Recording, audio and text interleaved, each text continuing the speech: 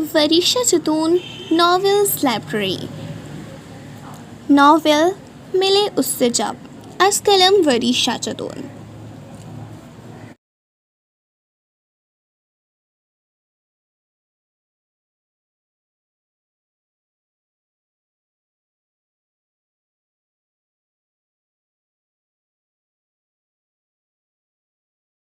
किस्त नंबर 3।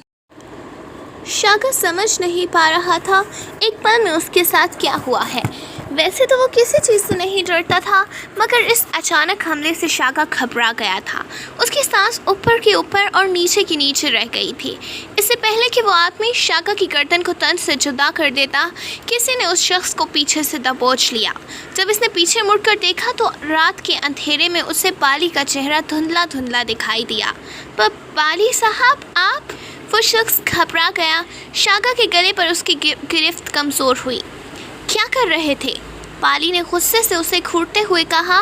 उसका लहजा सख्त था। उसने चुभती हुई नज़रों से उसे देखा। अभी इससे पहले कि वो शख्स कोई जवाब देता, शाका ने झटके से उस शख्स से खुद को छुड़वा लिया। जैसे ही उसकी नज़र शाका पर पड़ी वो घबरा गया। उसकी आंखों में हैरानी और परेशानी दोनों ने एक साथ पनाह ली थी। सरदार आप? वो घबराए लहजे में बोला। किस इरादे से आए हो तुम यहाँ? शाका ने उसकी गर्दन के पीछे से हाथ डालकर उसके बालों को दबोचा, जिस पर वो दर्द से चीखा। हाँ बोलो, अब शाका ने गुस्से से कहा। साथ ही उसके बालों पर गिरफ्त मजबूत की। इर्द गिर्द 4-5 और सिपाही भी इकट्ठे हो गए, मगर सबको सांप सूंघा हुआ था। शाका के सामने एक लफ्ज़ भी कहने की हिम्मत किसी में न थी। मैंने कहा बताओ मुझे। शाका अपनी तलवार उसकी गर्दन पर रखकर उसे दीवार से लगाता बोला और अपना चेहरा मज़ीद उसके करीब किया। वो मुझे लगा कोई और है, वो डरते हुए बोला। दरअसल वो शाका का ही सिपाही था, जिसने गलत फहमी में मुब्तला होकर शाका को दबोच लिया था। मारना चाहता था ना तू मुझे? हाँ, मारना चाहता था ना? अब उसकी गर्दन पर जोर देते हुए बोला। शाका गुस्से से तपा हुआ था और सारा गुस्सा इस पर निकाल दिया। बोल, यहाँ मेरे और बाली के सिवा कौन आता है? बोल। अब शाका ने गुस्से से चिल्लाते हुए उसका सर दीवार में मारा। कोई भी तो नहीं, वो उखड़ाती सांस के साथ बोला। डर के मारे उसके औसान खता हो गए। सिपाही भी हैरत से सारा मामला समझने की कोशिश कर रहे थे। तू जानता था तो फिर तूने क्यों किया ये? अब की बार शाका ने उसे ज़ोर से ज़मीन पर पटका और फिर से उसके करीब जाने लगा। वो हाथों के बल चलता हुआ पीछे हुआ। शाका ने बिना सोचे समझे सारा गुस्सा इस पर निकाल लिया था। इस बेचारे सिपाही की गलती भी तो न थी। उसने तो दुश्मन समझकर इसे पकड़ा था, मगर अब इसे मालूम हो चुका था कि शाका से उसे कोई नहीं बचा सकता। अब शाका ने अपनी तलवार हवा में बुलंद की और आंखें बंद करके उस शख्स की गर्दन की तरफ तेज़ी से लाया, मगर बाली ने अपने हाथ से शाका का बाजू खींचा, जिससे वो रुक गई। अगर बाली ऐसा ना करता तो यकीनन शाका की तेज़ धार तलवार उसकी गर्दन काटती हुई निकल जाती। अबे क्या कर रहा है शाका? तू तो बिल्कुल हैवान बन गया है। बाली ने शाका को खींचकर उस सिपाही से दूर करते हुए कहा। मत रोको मुझे, मत पढ़ाओ इंसानियत के सबक। मैं हैवान हूँ, मुझे हैवान ही रहने दो। इस इंसानों की दुनिया में एक इंसान दूसरे इंसान के साथ क्या सलूक करता है, ये मैं ही नहीं तुम भी अच्छी तरह से जानते हो। शाका लाल अंगारा होती आंखों से बाली की जानिब देखते हुए थाड़ा और तेज़ी से वहाँ से आगे चला गया। बाली ने इस सिपाही को हाथ से सहारा देकर खड़ा किया। वो बहुत ज़्यादा डरा हुआ था। आप सब लोग अपना अपना काम कीजिए, ये मामला यहीं ख़त्म हो जाना चाहिए। अब चाहिए सब। अब बाली ने ऊंची आवाज़ में इर्द गिर्द खड़े बाकी सिपाहियों से कहा और ख़ुद एक नज़र उस सिपाही पर डालकर बिना कुछ कहे वहाँ से आगे बढ़ गया।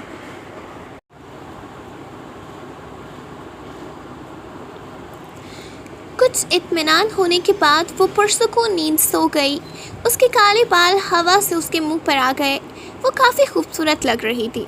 सूरज की किरणें उसके चेहरे पर पड़ने से उसकी खूबसूरती में मज़ीद इजाफा हो रहा था। फिर अचानक होने वाली बारिश की बूंदें उसके चेहरे पर गिरीं, जिनसे वो बौखला कर जाग गई। जल्दी से अपने मुंह से पानी हटाया और चटाई लपेट कर कमरे में एक तरफ कोने में रख दी। सर्दियों का मौसम था, इसलिए बारिश की कोई ख़ास खुशी नहीं हुई थी, लेकिन इशल और अरहम तो जैसे बारिश के दीवाने थे। वो दोनों मिशल के लाख मना करने के बावजूद बारिश में खेलने लगे। शाम होने को थी और इशल सर्दी से कांपने लगी। मिशल ने जल्दी से इशल को कंबल दिया और ख़ुद उसके लिए गर्मा गर्म दूध ले आई। इशल, ये दूध पियो। अब मिशल उसको दूध का गिलास थमाते हुए बोली, कितना मना करने के बावजूद आप लोग बारिश में खेलते रहे हो ना, इसीलिए मना किया था। देखो अब बुखार हो गया। ये कहते मिशल उस पर कंबल दुरुस्त करने के बाद उसके साथ ही बैठ गई। आपी, मैं तो शेर हूँ ना, देखे मुझे कुछ भी नहीं हुआ बारिश से। मिशल की बात सुनकर अरहम जल्दी से बोला, जिस पर इशल और मिशल दोनों मुस्कुरा दी। और अब मिशल ने अरहम के सर पर प्यार से हाथ फेरते हुए उसे भी दूध का गिलास थमा दिया। दूध पीने के बाद इशल थोड़ा बेहतर महसूस कर रही थी। अब अरहम भी इशल के इर्द गिर्द घूम रहा था। जाहिर है इशल की तबीयत की ख़राबी की वजह से वो भी परेशान हो गया था। आपी, इशल को क्या हो गया है? इशल ठीक क्यों नहीं हो रही? अरहम ने नर्म लहजे में कहा। उन दोनों में से कोई एक भी बीमार हो जाता या कहीं चला जाता तो दूसरे का मुंह लटक जाया करता था। अरे कोई बात नहीं, बस ज़रा सर्दी लग गई है, ठीक हो जाएगी। अब मिशल ने उसकी गाल चूमते हुए जवाब दिया, जिसे सुनकर अरहम के चेहरे पर मुस्कुराहट फैल गई। आप भी? इशल ने कंबल में लेटे लेटे हल्के से मिशल को पुकारा। इर्द गिर्द शाम का अंधेरा फैल चुका था। स्याह अंधेरे में मिशल के चेहरे पर चिराग की रोशनी लग रही थी। हाँ बोलो मेरी जान, मिशल ने बड़े प्यार से जवाब दिया।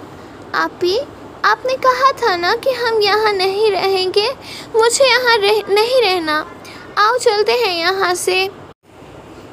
इशल ने जानबूझकर अभी ये बात छेड़ी थी क्योंकि वो जानती थी कि मिशल उसकी वजह से परेशान है और इस वक्त वो उसकी कोई बात नहीं टालेगी। अब मिशल को अपनी कही बात पर अफसोस हुआ और ख़ुद को कोसने लगी, मगर अब पछताए क्या हो जब चिड़ियाँ चुग गईं खेत। उसने दिल ही दिल में अपनी अकल पर मातम किया। अच्छा चलो हम देखते हैं ना, कुछ दिनों तक कोशिश करेंगे जाने की। अब कुछ सोचने के बाद उसने घुमा कर जवाब देना ही मुनासिब समझा। अच्छा तो हम जा कहाँ रहे हैं? वो भी अरहम था। आखिर ऐसे जवाब पे कहाँ मानने वाला था। कुस्तन दुनिया, हाँ हम कुस्तन दुनिया जाएंगे। मिशल हाथ थोड़ी तले रख कर सोचते हुए बोली। लो जी, अब कुछ और कह बैठी। अरे मैं जाऊंगी कैसे, मुझे तो कुछ मालूम भी नहीं है, मगर अफसोस अब बात की है तो भुगतो भी। मिशल के दिल से आवाज़ आई। मिशल दिल में सोच सोच कर कुड़ रही थी, मगर दूसरी जानिब इशल और अरहम की कैफियत इससे बिल्कुल मुख्तलिफ थी। अच्छा चलो अब मैं खाना बनाने जा रही हूँ। इशल तुम यहाँ आराम करो और अरहम तुम इशल के पास बैठो। मिशल ये कहकर बावर्ची खाने की जानिब बढ़ी। मट्टी और गारे से बना हुआ किचन काफ़ी साफ़ रखा गया था। आज मिशल ने सफाई करने में काफ़ी मेहनत की थी। मिशल ने एक थैले से मट्टी के बर्तन में चावल डाले और अब इन्हें साफ़ करने लगी। चावल साफ़ करके उसने मट्टी की हांडी में पकने के लिए रख दिए। मिशल परेशान थी कि अब क्या किया जाए। वो कुस्तन दुनिया कैसे जाएंगे? फिर अचानक उसके दिमाग में ख़याल आया कि बाजी ज़हरा से मशवरा ले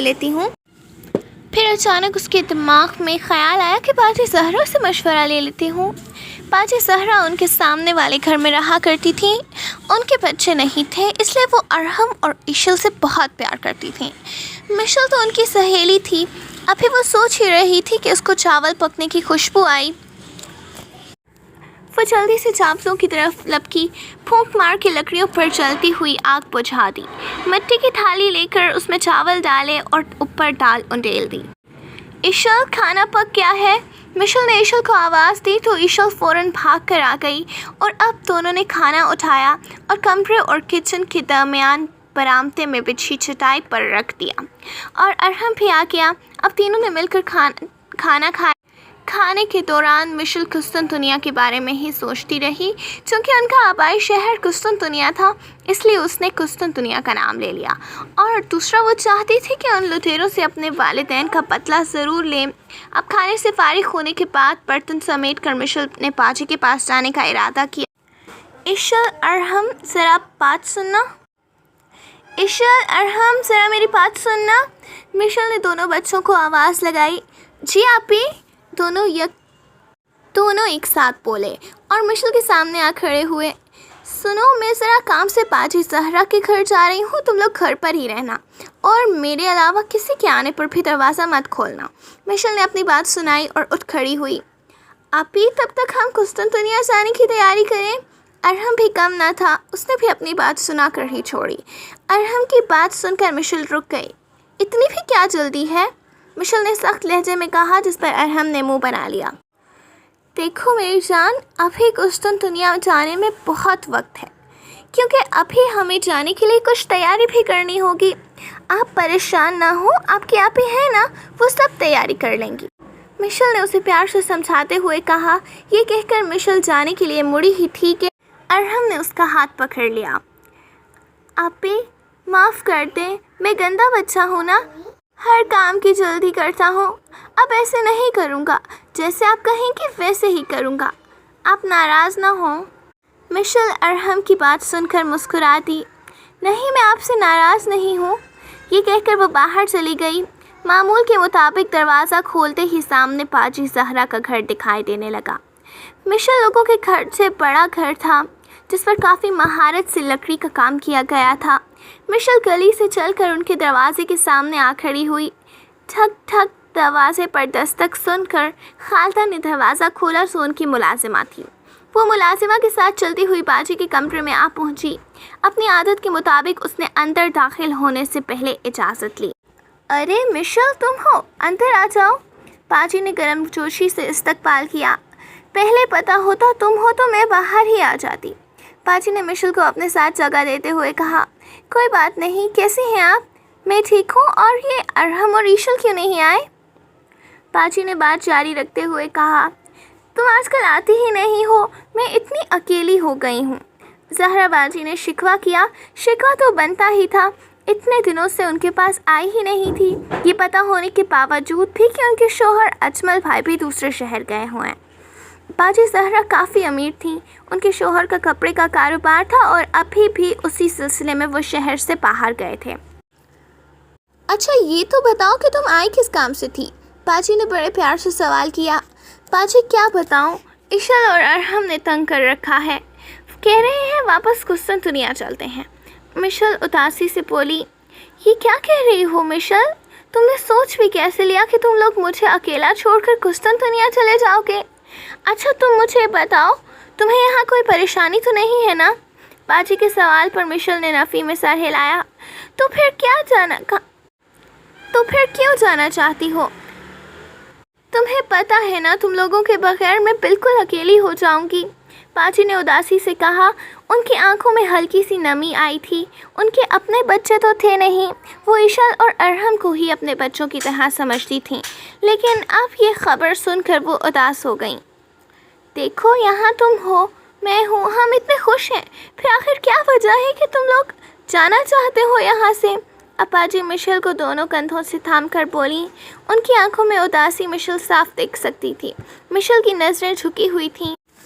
باجی، دراصل ایشل اور ارحم کی قسطنطنیہ جانے والی خواہش ایک طرف، مگر میرے دل میں بھی ایک تمنا ہے اپنے آبائی شہر جانے کی۔ میں ایک بار وہاں جا کر اس شہر کو پھر سے دیکھنا چاہتی ہوں، اس مٹی کی خوشبو کو محسوس کرنا چاہتی ہوں جہاں میرے ماں باپ کا خون جذب ہے۔ مشل سامنے کرسی کی جانب دیکھتے ہوئے بولی۔ اب اس کی اپنی پلکیں بھی بھیگ چکی تھیں۔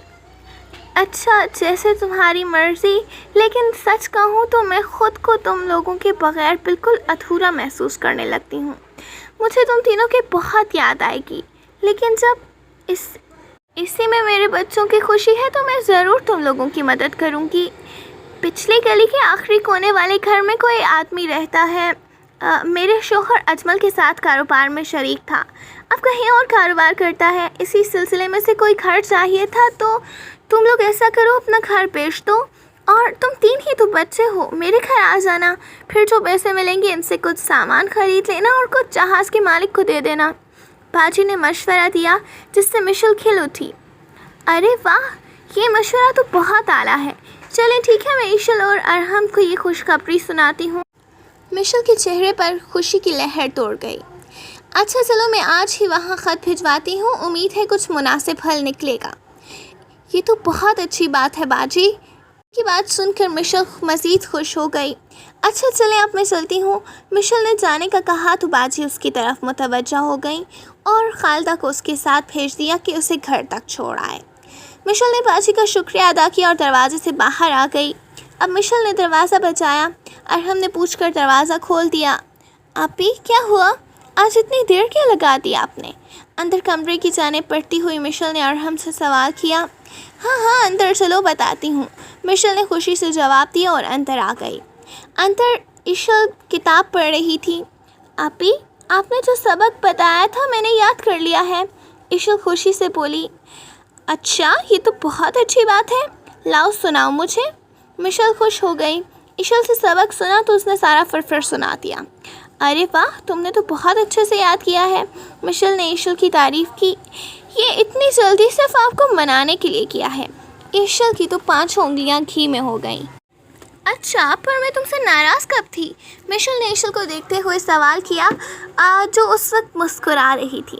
वो इसलिए कि देखे ना अभी हम कब तक यहाँ पराए मुल्क में रहेंगे, आखिर कब हम कुस्तुनतुनिया जाएंगे? इशल ने एक दफ़ा दोबारा सवाल किया, लेकिन इस बार उसे नाउम्मीद नहीं होना पड़ा क्योंकि अब मिशेल अच्छी खबर लेकर आई थी। हाँ हम जल्दी ही चले जाएंगे। मिशेल की सुनाई गई इस खबर पर दोनों बहन भाई खुशी से चमक उठे। ये तो बहुत अच्छी बात है आपी, जल्दी करो हम तैयार हैं। इशल की तो खुशी की इंतहा न रही। सब्र तो करो, अभी तो सुबह तुम लोगों को एक और अच्छी खबर मिलने वाली है, मिशेल ने हंसते हुए कहा। उसके ये कहने की देर थी कि अरहम और इशल खुशी से चिल्ला उठे। वो क्या? मिशेल भी इतनी अच्छी तो ना थी कि कल की खबर आज ही सुना दे। नहीं तो मैं तो नहीं बताऊंगी, ये तो वक्त आने पे ही पता चलेगा कि कल कौन सी अच्छी खबर मिलने वाली है। मिशेल ने ये कहकर टाल दिया। हाँ वो तो पता चल ही जाएगा, अरहम ने दानिशमंदी से जवाब दिया। इसका मतलब हमें कल तक इंतज़ार करना पड़ेगा, इशल उदासी से बोली। जी बिल्कुल, कल तक इंतज़ार कीजिए। मिशेल की बात सुनकर दोनों बच्चों ने एक दूसरे की जानिब सवालिया नज़रों से देखा कि ऐसी कौन सी अच्छी खबर हो सकती है।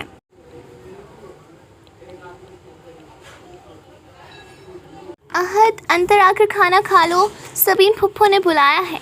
अहद अभी खत को खोलने को सोच ही रहा था कि सकीना बेगम ने अंदर खाना खाने के लिए बुलाया। आज वो बहुत थक चुका था और भूख भी बहुत लगी थी, लेकिन खाने से भी ज़्यादा जल्दी उसे ख़त पढ़ने की थी क्योंकि उससे अपनी बहन खौला से बहुत प्यार था और वो उसे बहुत याद कर रहा था। इसलिए वो जल्दी से उसका ख़त पढ़ना चाह रहा था, पर अब उसने ना चाहते हुए भी ख़त जेब में डाल लिया। अब वो अंदर में कमरे में आ गया। सबीन फुप्पो ने कमरे में ही दस्तरखान लगा दिया। आज उन्होंने सालन में आलू गोश्त पकाया था, जिसे देखते ही अहद के मुंह में पानी भर आया क्योंकि सबीन फुप्पो के हाथ का आलू गोश्त उसे बेतहाशा पसंद था। अच्छा चलें आप लोग आराम करें, थक गए होंगे, मैं ज़रा साहिल को खाना खिला कर आती हूँ। अब जब सब खाना खा चुके तो सबीन फुप्पो बर्तन उठाते हुए बोली। अहद अपने कमरे में आ गया। कमरे में हल्की हल्की चिराग की रोशनी फैली हुई थी। अहद खामोशी से बेड पर नीम तराश हो गया और बेचैनी से ख़त खोला कि देखो तो सही आज मेरी गुड़िया जैसी बहन ने ख़त में क्या लिखा है। अस्सलाम वालेकुम, कैसे हैं आप भाईजान? अम्मा जान की तबीयत कैसी है? फुप्पो जान, साहिल और फुप्पा जान कैसे हैं? भाई आप लोग कब आ रहे हैं? आपको पता है अब्बा की कल तबीयत बहुत ज़्यादा ख़राब हो गई थी। मैं इतनी परेशान हो गई थी कि मुझे कुछ समझ ही नहीं आ रहा था। फिर मैंने इमरान चाचा को बुला लिया और वो उन्हें हकीम साहब के पास ले गए। अब अब्बा की तबीयत पहले से कदरे बेहतर है, लेकिन वो आप लोगों को बहुत याद करते हैं। आप लोग कब वापस आओगे? अब आप ही जाओ, जाके तो बस फुप्पो के ही होकर रह गए हो। हमें एक दफ़ा भी ख़त नहीं भिजवाया। हमें ना सही अपनी उस चहीती छन्नों को तो ख़त भेज देते जो तुम्हारे इंतज़ार में छन छन करती अपनी पाजेबों के साथ आए दिन हमारे घर में मौजूद होती है। सोनिया और छन्नो अहद के पड़ोस में रहती थी, जो अहद की दीवानी थी और आए दिन उनके घर में मौजूद रहती थी। اور احد کو تو جیسے اس سے چڑ ہو گئی تھی اور وہ تو اس کے پازیبوں کی آواز سن کر ہی بول اٹھتا تھا، لو آ گئی چھن چھن چھنو، اب بھاگ جاؤ یہاں سے ورنہ پیچھے ہی پڑ جائے گی، احد یہ لا دو، احد وہ لا دو، احد یہاں چلتے ہیں، احد وہاں چلتے ہیں۔ احد کی اس بات پر خولہ اور اماں جان دونوں مسکرا دیتی اور سونیا کے جانے کے بعد خولہ احد کو چھنوں کے نام سے خوب چڑھاتی تھی۔ اور ہاں بھائی، عمران چچا کی بات تو سنو، ابا کو گھر چھوڑ کر عمران چچا آج ابا کو حکیم صاحب کے پاس سے واپس لے کر آئے تو وہیں بیٹھ گئے۔ آپ کو تو پتہ ہے کہ جب وہ باتیں کرنے لگے تو سب بھول جاتے ہیں، یہی ہوا۔ اب کیا تھا، وہ کافی دیر بیٹھے ابا سے باتیں کرتے رہے، جب اٹھ کر جانے لگے تو ان کے جوتے غائب۔ اب چچا پریشان، میرے جوتے کہاں گئے؟ چچا بولے، خالہ بیٹی ذرا میرے جوتے تو ڈھونڈ کر دینا، پتہ نہیں کہاں چھوڑ دیے ہیں۔ خود بھی وہ ادھر ادھر جوتے ڈھونڈ رہے تھے۔ کافی دیر کی کھوج کے بعد اچانک میری نظر سیڑھیوں پر پڑی، سامنے چچی کے جوتے پڑے تھے۔ چچا آپ یہ جوتے تو نہیں پہن کر آئے تھے؟ میں نے انہیں جوتے دکھاتے ہوئے سوال پوچھا، جس پر انہوں نے بے اختیار اپنا سر پیٹا۔ ارے مجھے پتہ ہی نہیں چلا، میں نے تو جلدی میں تمہاری چچی کے جوتے پہن لیے۔ اب وہ جوتوں کو دیکھتے ہوئے بولے، جس پر میں نے بمشکل اپنی ہنسی روکی۔ اب کیا تھا، چچا نے جوتے پہنے اور باہر چلے گئے۔ ابھی چچا دروازے سے تھوڑا ہی دور گئے ہوں گے کہ پریشانی سے پھر واپس اندر آئے۔ خولہ بیٹی ذرا میری ٹوپی تو ڈھونڈ دو، ابھی پہن کر آیا تھا، پتہ نہیں کہاں چلی گئی، ایک تو میری ہر چیز کو پر لگ جاتے ہیں۔ چچا نے فوراً سے کہا اور خود بھی کمرے میں ادھر ادھر نظروں سے ڈھونڈنے لگے۔ میں نے چچا کو دیکھا تو بے اختیار میری ہنسی چھوٹ گئی۔ ارے کیا ہو گیا ہے، تمہیں ٹوپی ڈھونڈنے کے لیے کہا ہے اور تم ہو کے ہنسے جا رہی ہو؟ چچا مجھے ہنستا دیکھ کر بولے، چچا آپ کی ٹوپی تو آپ کی بغل کے نیچے ہے، ٹوپی نے کہاں جانا تھا؟ میں نے بمشکل ہنسی روک کر چچا کو بتایا، آخر میری ہنسی بھی نکلنی ہی تھی۔ چچا نے ٹوپی کو بغل کے نیچے دبا رکھا تھا اور ڈھونڈ کمرے میں رہے تھے۔ خیر اب چچا کو چھوڑو اور آپ بتاؤ کب واپس آ رہے ہو؟ خولہ کا خط پڑھ کر احد کے چہرے پر مسکراہٹ پھیل گئی، مگر ابا کی طبیعت کی خرابی کا سن کر اسے تھوڑی پریشانی بھی ہوئی تھی اور اس نے دل میں یہ ارادہ بھی کیا صبح امی کو خط پڑھ کر سنائے گا اور ابو کی طبیعت کے بارے میں بھی بتائے گا، اور پرسوں پھر ان سے مل کر گھر کے لیے وہ روانہ ہو جائیں گے۔ تو یہاں ہماری قسط اپنے اختتام کو پہنچی، اگلی قسط اگلی ویڈیو میں۔ تو اگر آپ چاہتے ہیں کہ اگلی قسط آنے پر آپ کو فوراً نوٹیفیکیشن مل جائے تو اس کے لیے آپ کو ہمارا چینل سبسکرائب کرنا ہوگا تاکہ نیکسٹ ایپیسوڈ آنے پر آپ کو فوراً مطلع کیا جا سکے۔